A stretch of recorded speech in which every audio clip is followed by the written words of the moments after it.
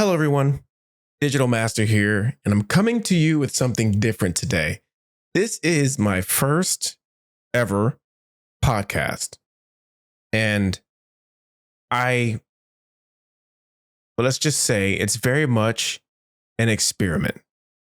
It's something that I've always wanted to do for a while now in relation to Star Citizen, and I'm very happy to give it a shot at this particular point in time. So, thank you for listening, anyone who has tuned in. And we're going to talk Star Citizen. So the plan, let me just first give you some ideas of where or what my plans are with this particular podcast. It's going to be roughly 30 minutes to an hour, maybe possibly an hour, 45 minutes to an hour. I'm still working out that final plan as far as the long term. We're going to get, like I said, this episode here is pretty much the trial run. So we're going to give it a go and see what happens. I have planned a topic for today, and it's going to be pretty much all about CIG's funding for 2023 and IAE this year, as well as a little bit about CitizenCon. So we're going to jump right into it, but let me just give you some housekeeping real quick.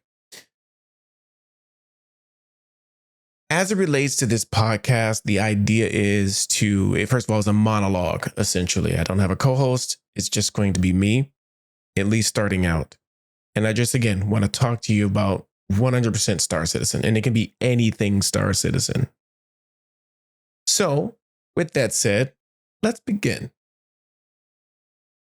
The big question that's going to pretty much drive this conversation is, do we anticipate a record funding year for CIG, or should we call it a 2023 comeback?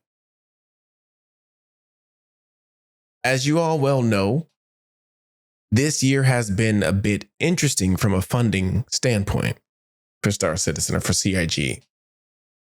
And I do have the chart in front of me, and I'm going to have it on the screen because, again, I guess I should be mentioning this as well, but it's a video podcast still. I won't be showing my face, at least not yet.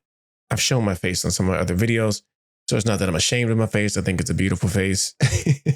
Anyway, it won't be my face on the podcast, but I will be demonstrating what information I'm looking at so that you can pretty much follow along if you prefer it in the video format, or if you prefer to digest this podcast in video format. However, the discussion will be very easy to follow using audio or listening to audio alone. So back to the question. Do we anticipate a record funding year for CIG in 2023? Let's talk about funding in general. Now, I'm looking at the funding chart for the entirety of the Star Citizen project in front of me here. And as we look at that, I just want to point out some things, break down some details to sort of set the foundation of this conversation. CIG has, ever since 2012, been breaking their funding record year over year. The only year they did not improve over the previous year was back in 2017. It was actually 3% less than 2016. Just digest that for 1 second. It's been 10 to 11 years of developing Star Citizen and Squadron 42. In only one of those years have we seen, and it's funny because I really don't even know that we want to call that, a drop in funding. We're talking about 36 million versus 34 million. 36 in 2016, 34 in 2017. Still impressive. And then the following year, they go back up to 37 million. So they improved over the past 2 years at that point. All of that to say, we can very much repeat that this year as it pertains to 2023's funding compared to 2022's funding. Let's talk about that for a second. 2022, Star Citizen or CIG, raised $113 million. $113 million. Which, by the way, was a 31% increase over the previous year in 2021, which was $86 million. Now, those two values I want you to keep in mind. $86 million for 2021, $113 million for 2022.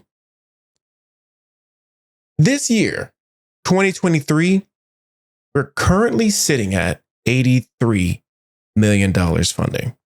It could be slightly higher depending on how updated this particular chart is.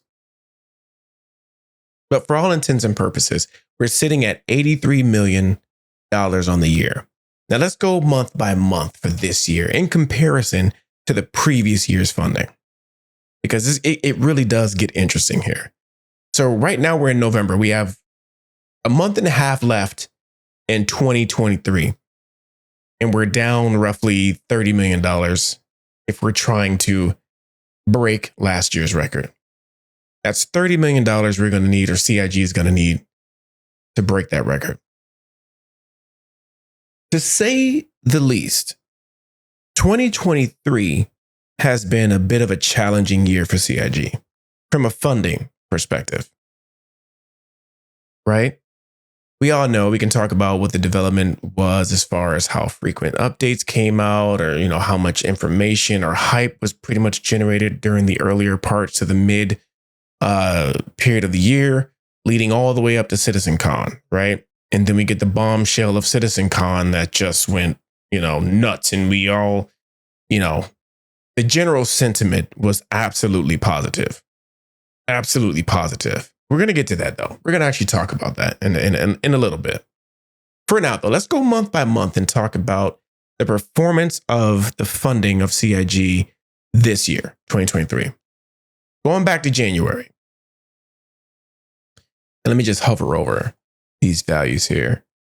Back in January, we raised $8 million, which was effectively 12% more than the January of 2022. So performed better in January this year versus last year. We moved to February, where things were vastly different, to say the least. In February, CIG raised $4 million, which actually was 42% worse than February of 2022.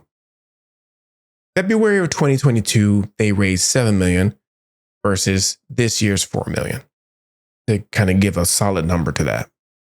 Now we move to March. This year, we raised $9 million, which was actually better by 53% than the March of 2022, which was $6 million. 9 million versus 6 million. Moving on to April, we raised 7 million this year, 2023. And that was actually 10% less than 2022 April. Pretty much $1 million difference. 8 million versus 7 million. So up until April, it was a teeter-tottering effect, right? January, better this year. February, better last year. March, better this year. April, better last year. But now this is where it gets absolutely interesting. Because in May of this year, we were down 7 or pretty much 8% compared to last year. 19 million this year, 21 million last year for the month of May. We get to June, we were down 34% this year compared to last year, with 7 million raised in 2023, 10 million raised in 2022. Now we get to July, we were down 26%, with $4 million raised this year, July, $6 million raised last year, July. Moving on to August, we were down 40% to be fair, 39.9. 40% we were down this year compared to last year. August was 3 million. Last year's August was 5 million. September is where things, and I really want to be careful about saying turned around. We pretty much were neck and neck between the 2 years. Pretty much up 0.8% this September versus last year's September. So we effectively had a drought of 4 months straight during the middle part of this year compared to last year. You get to September, we break even essentially. But here in October, we're in November right now, but last month, October, was a game changer for this year. We raised $15 million, or CIG raised. I keep it. Do I sound like I work for CIG? I do not, just to kind of make sure that's clear. But this year, CIG raised $15 million, which is 87% better than last year's October. $15 million versus $8 million last year, October. Now, here we are in November. And as of right now, at least according to the chart, we've raised $3 million. CIG has raised $3 million. But November is not over, as we all well know. And we all well know what drives the funding in November every year for Star Citizen or CIG. And that is IAE. Last year, they raised $23 million in November. Which brings me to the other topic for today, which is IAE. What do we expect this year, IAE? I believe that no matter what, it's important that this year is successful. But I don't think that's going to be the issue at all. You know, because I'll be honest with you. I mean, 83 million is nothing to sniff at. We hit 86 million back in 2021. So let me not make it seem like the stakes are really high here. Some will, peddle that narrative, right? But for me, 83 million, which is where we are currently at right now, is literally the third best year CIG has ever had. And we're not even at the end of the year yet. It's $3 million away from being the second best year that CIG has ever had. 2022 was the absolute best year CIG has ever had. Remember, 113 million. But the question is, can we break the record this year? Is it too late? Is it too late? Even though this is a monologue, I really want to hear your thoughts in the comment section. Let me know your thoughts on some of this. I really want to get that back and forth going to understand what the community, or whether even if you're on the outside looking in, right, to the game, let's say you haven't pledged or you haven't really taken the dive into the project. I still want to get your opinion too. But in general, for those of you who backed the game, what do you think? Do you think we're going to break that record? Well, let's talk about it. Let's talk about it in a little more detail, because we do have some speculation, or we do have some leaks out there that, can give us a clue as to what might happen. Come on. We know every year that CIG releases at minimum 3 ships, right? And when I say releases, I should clarify that a bit. Typically, there's 1 straight to flyable, maybe 2. I'm trying to remember. I'm just going off the top of my head here, but almost always 1 straight to flyable ship. And as of late, those tend to be the smaller ships. And then you'll have, if there is a second straight to flyable, a slightly bigger ship.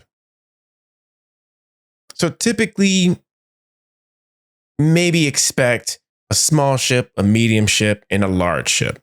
We haven't really seen a capital ship be released in quite a while as far as concept, right? And actually none have been released into the game. Unless you count the 890, which is actually classified as capital. So I guess that can count. But as far as capital ships go, they typically are all in concept phase. I don't think we're going to get a capital ship this year. I don't think we're going to see a concept for a capital ship this year at all. But I do expect to see a small, medium, and large size ship, 2 of which I believe will be concept. Will we see a 4th? I really don't know. I really don't know. I doubt it. I highly doubt it. But definitely the 3.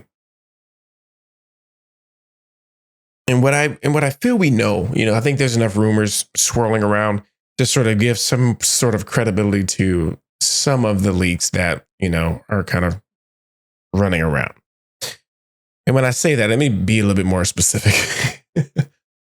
Throughout all the rumors that we've heard, there's been some, I really don't want to use the word confirmations, but there's been some other information that's come out that pretty much, I guess I just have to say it, pretty much confirms some of those leaks as being accurate.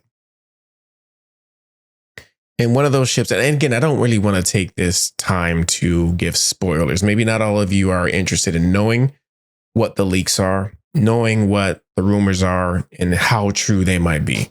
So I won't go down that rabbit hole. I'll stay away from that.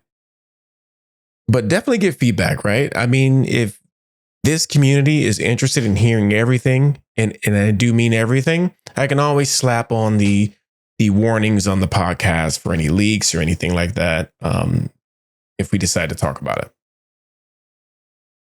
But definitely give me your feedback on that. But either way, overall, the point is, I do expect a good turnout this year. I do expect a good turnout. Now, will we beat last year's numbers, though? $23 million.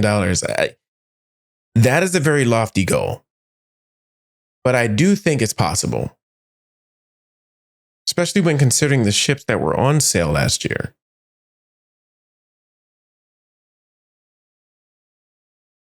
I do think that we might hit that number, given what I do know or what I have seen as far as what ships we might see this year. But give me your thoughts on that. I'm going to leave that right there. I don't want to go any further with it. But overall, can CIG break their record from last year? Is it possible? Are we too late? Are we too late? We have a month and a half left in the year. Can CIG pull it off? Time will tell. Time will tell. Time will tell. I'm excited because everything that we learned from CitizenCon is so much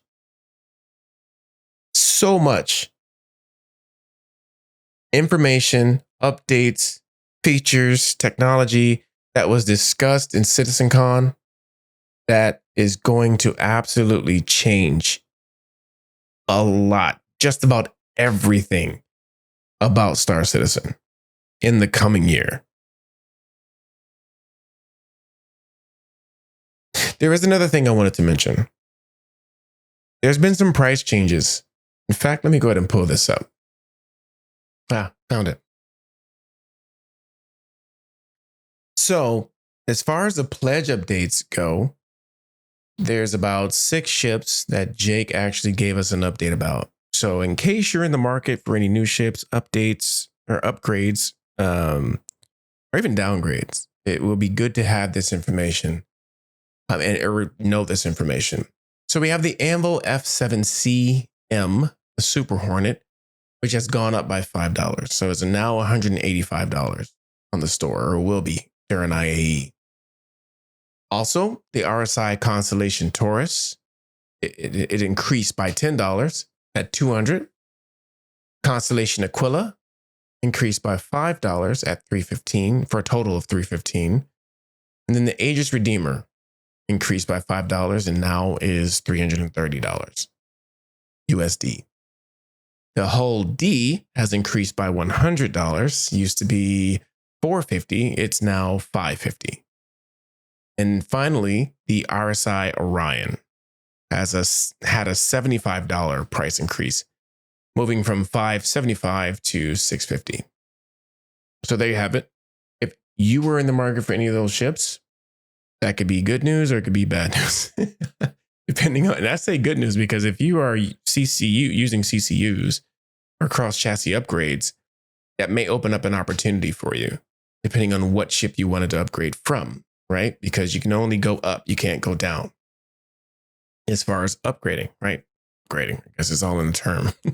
But nonetheless, if you wanted the hull D, and let's say you wanted a CCU from a ship that was greater than $450, now is your chance. Now is your chance. And the same goes for the RSI Orion. And pretty much all of them, to be fair. So that's your small bit of news that I'll share on this podcast. But yeah, definitely this year, there will be some price increases. I also expect the price of the C1 to go up. I think we already saw the price increase for the A1 once it was released, because it was released before the C1. In fact, the C1 is not even technically released yet. It's in the PTU. So at least at the time of this podcast that I'm recording it. So by the time you're hearing it, it may have already gone on sale. So keep those things in mind. I don't know what that price will look like for the C1, but it may be a slight price increase on that one since its concept last year. So on to the next segment here. I want to briefly talk about Squadron 42 and the excitement surrounding the game. I, for one, have been very interested in Squadron 42. It's, I don't know how involved you all have been who's listening here in the community for Star Citizen, but there's been controversy over the years regarding, what game we're pledging for, who's supporting what, who's interested in what, and a lot of misconceptions, a lot of misunderstandings as to how the game is being developed in conjunction with, the two games, right? Because you have Squadron 42 and you have Star Citizen. For all intents and purposes, they're still one and the same. It's just different scopes. Just to be fair, you have a single player game and then you have the multiplayer game. But the game mechanics, for the most part, are the same. They're the same. Case in point, everyone that's worked on, not everyone, but a huge group of employees working on Squadron 42 are now moving back to the persistent universe so that they can start to implement a lot of those features into Star Citizen, the MMO. So that's only possible because it's one and the same. It's the same game. It's just single player versus MMO, right? So there will be differences, of course, right? Due to that very difference. But for all intents and purposes, it's the same code base. Okay. So with that said, Squadron 42 looked absolutely amazing in the I Held the Line trailer. Yes, it's my subjective opinion. But given the sentiments from the community and even outside of the community, it hit all the marks that it should have. I'll say that. It has exceeded many people's expectations. And I'll be honest with you, for myself, it exceeded many expectations for me as well. When they first showed off the Star Engine demo, mind you, this was before the Squadron 42 trailer, you can tell from that, a lot of improvements have been made over the game that we're playing today. You can absolutely see the difference. And then, of course, as they're talking about it, you can get the idea that a lot of things are being implemented that's going to take the game we're playing today to a whole new level. And the excitement around that is just, it's palpable, because I'll just tell you this. after CitizenCon, I couldn't even load Star Citizen back up. I tried to load into the game just to play, but I couldn't do it because I'm thinking star map. I'm thinking the FPS changes. I'm thinking the radar and scanning. I'm thinking the Maelstrom. I'm even looking at the base building. I'm like, I need that right now. And to know what to know it's coming, and then to have seen it, how in the world am I going to log back into this game right now and play with the star map that we have in the game? How am I going to? I had a very difficult time doing that. In fact, I didn't even load into Star Citizen for at least a week after CitizenCon. But then, of course, the Pyro Playground came around, and I was like, okay, got to get over that real quick so we can actually, jump into that. And the Pyro Playground, I guess I'm going to just briefly talk about that, was absolutely phenomenal. I gave my feedback, but playing that, it feels authentically different than Stanton. There's some similarities, of course, right? Just to be clear, but the feel, the vibe of Pyro is very different than Stanton. And the part that excites me the most is once we get server meshing, we'll get that part that we did not get a chance to test, which is the traversing or traveling between Stanton and Pyro. That's going to be a fantastic moment in gaming for me. And even beyond. Second, we start to get some of these other systems like Terra, Magnus. It's going to be a completely brand new game. And it's going to tick the boxes of what we've been expecting and hoping for a very long time. That is my expectation. And after playing Pyro, that dream seems that much closer. And I'm really looking forward to it. I want to know your thoughts, though. Did you get a chance to play the Pyro Playground? And if so, what are your thoughts? And also, with the Squadron 42 I Held the Line demo, what were your thoughts about that? What did you walk away feeling like? Let me know in the comment section. What was your emotional level during the time you were watching that trailer? At the time that I was, first of all, I didn't get a chance to go physically to CitizenCon, something I wanted to do, but it was the last minute decision for me because I have so many travel plans for the end of this year. So I had some very difficult choices to make. And unfortunately, CitizenCon wasn't one. I couldn't go. I wanted to go, but I was in the concierge chat during the showing of this, and we all were just in there, just marveling at what we were seeing. And even some of the devs came into the chat just to experience that moment with us. And it was pretty amazing. Pretty amazing. And,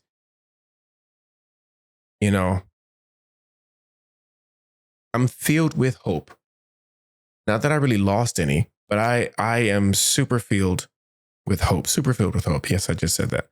I'm super full of hope for what Squadron 42 is going to be. What we saw was the making of a very great game.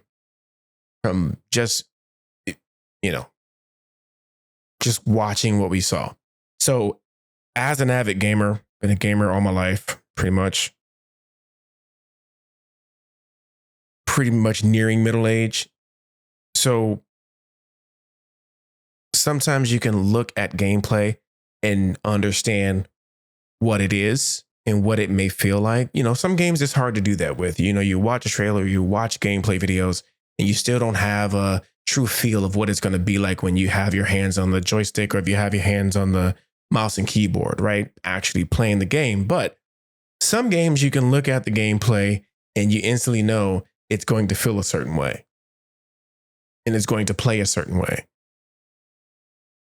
And that's what I felt watching that trailer. It looked good. It looked good. Yes, I do think some of the ship combat looked interesting, quote unquote. But I do also believe that that was just the skill level of who was playing. No offense to that person. And then they were also using mouse and keyboard for the maneuvering of the ship. I am a whole task guy. Actually, I have the 2 joysticks, left and right, and I have the foot pedals. I refuse to fly with mouse and keyboard. But it's clear that's exactly what they were doing. It was driving me crazy. But I do believe that it will still play or still feel great when we get our hands on it and play it our way. Because piloting ships in Star Citizen is all about pilot skill. Period. Nonetheless, that's what I walked away with. I'm very excited for Squadron 42, and I cannot wait to hear more about it, but I also cannot wait to hear the release date. And on to the release date, I wanted to speculate a little bit about that, right? Because we know Chris Roberts pretty much said, hey, we're feature complete, and, we're in a polishing phase.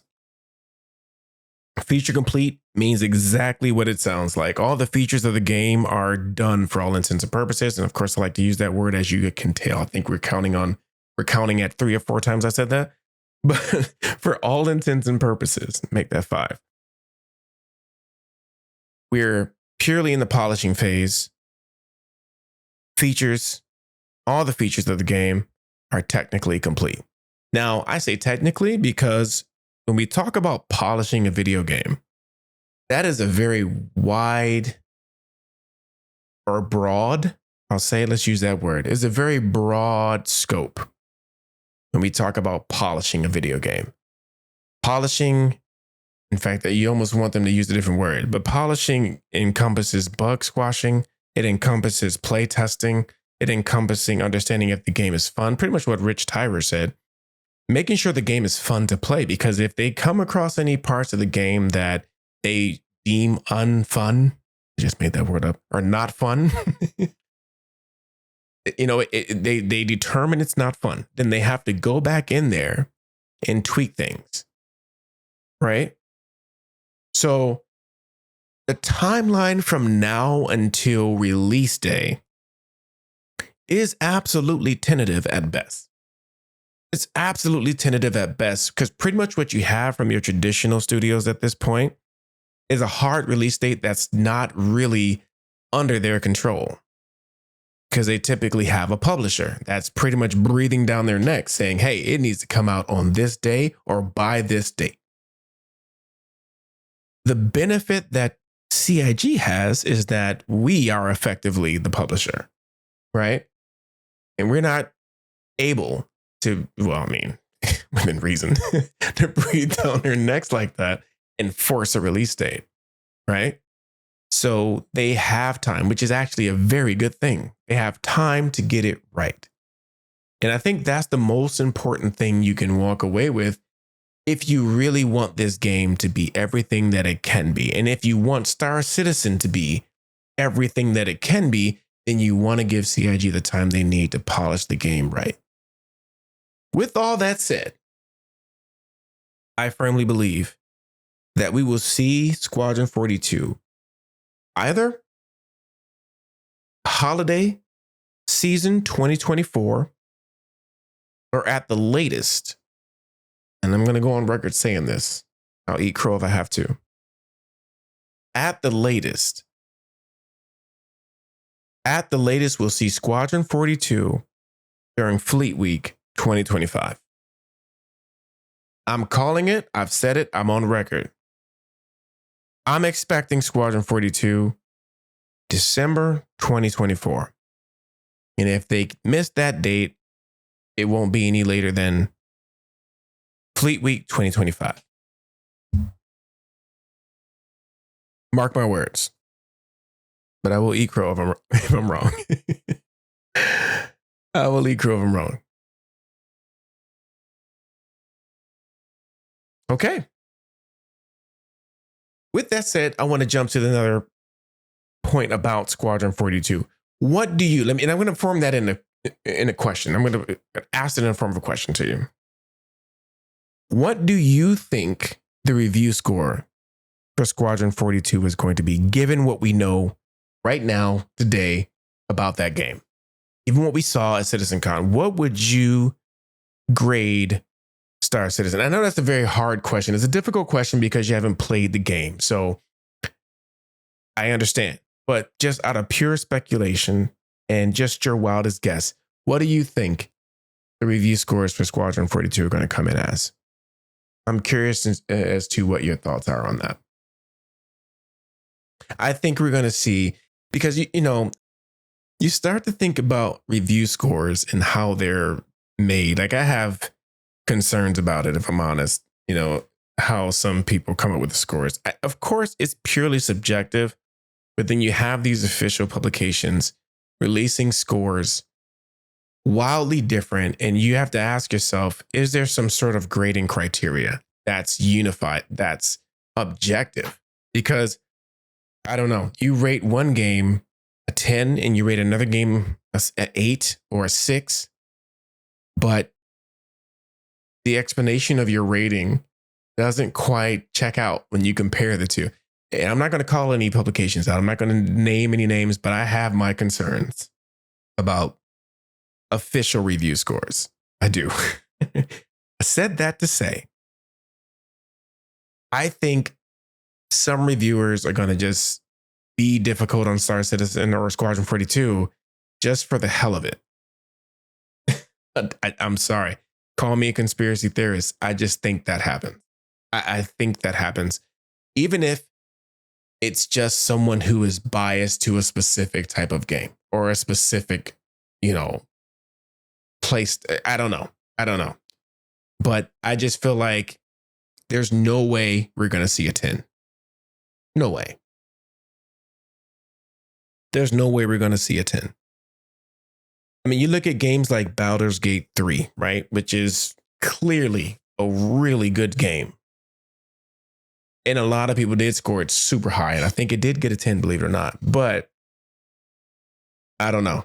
Maybe I'm just cynical on that one. I don't know. But I'm curious as to what you think on that. I'm curious as to your opinion on if or what the review scores for Squadron 42 are going to be. Okay, let's move on to my final point. The final segment here is just talking about our expectations for 2024. What do we think we'll see in 2024? So the premise of this conversation or of this topic is we heard Chris Roberts say most of the content or everything we saw at CitizenCon should be released over the next 12 months, right? So that pretty much covers 2024, all the way up until technically October. What do we really think we're going to see? I'm going to cast my vote here.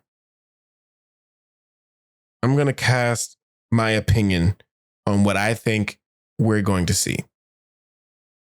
Now, I will say I did watch this past Inside Star. It wasn't Inside Star Citizen. Star Citizen Live. I did watch that with the UI team.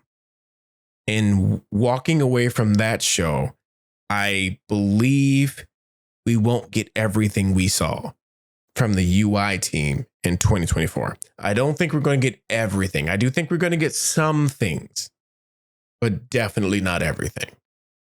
There was no release date confidence in that show. Great show, by the way. I love their presentation during CitizenCon.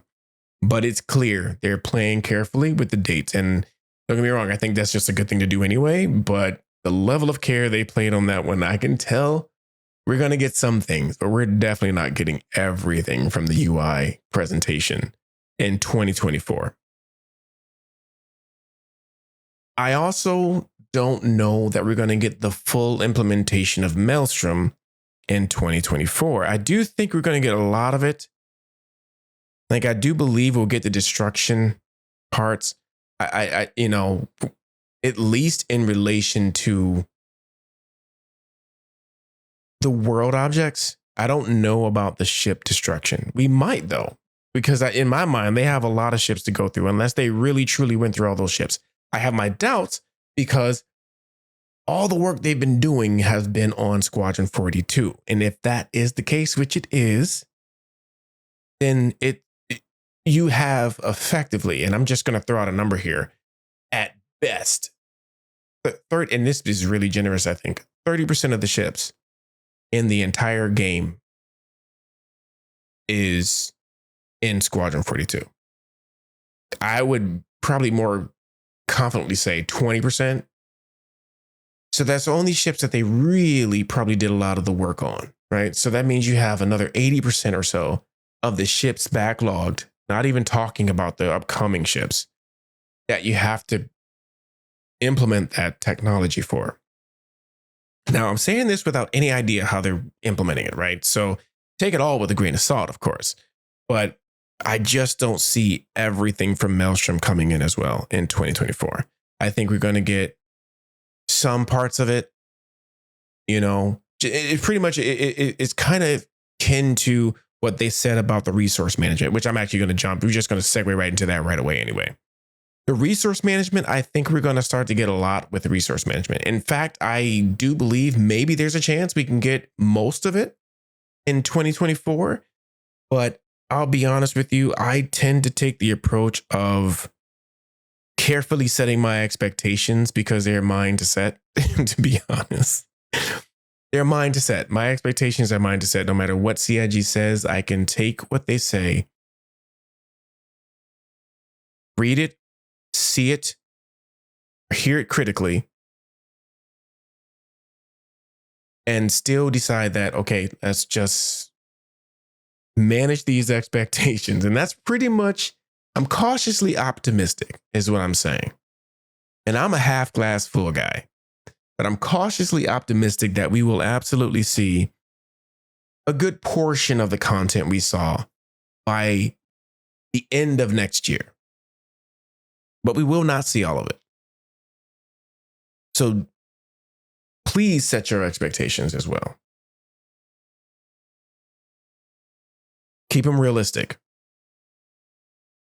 Because Star Citizen is a much bigger game than Squadron 42. Like I said, it's still the same code base, absolutely. But because it's an MMO, there's more to Star Citizen than Squadron 42. So there's still some things, clearly some things like server meshing, and all, you know, pretty much the replication layer work, then server meshing.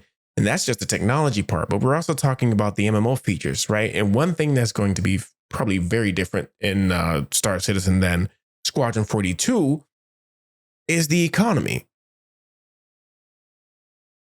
The economy they're building is for the MMO. Now, I'm not saying we won't see portions of it in Squadron 42. Maybe so. I really honestly don't know.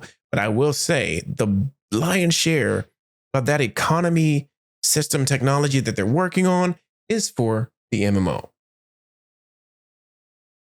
And that's just one thing. So even though I say there's the two games are one and the same, they're still different in some very important ways. And so given that scope difference, I just don't see all those features coming into Star Citizen by the end of next year. I think once we get into 2025, we can start to have that conversation about, is it all in yet? You know? But I'm hopeful. I stay hopeful. You know, and I think overall, CIG has done an incredible job developing this game. Of course, there's controversy, but then again, there's controversy with everything. Let's just be honest. But when you pull back,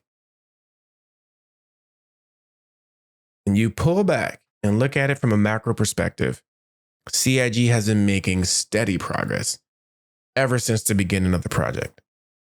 Steady progress and consistency. For the most part, you do have the ebbs and flows where sometimes development seems faster than other times, of course, but that's par for the course. But steady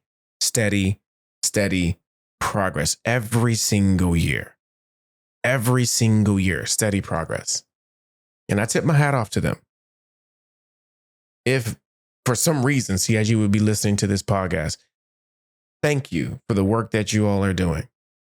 You're all doing a hell of a job.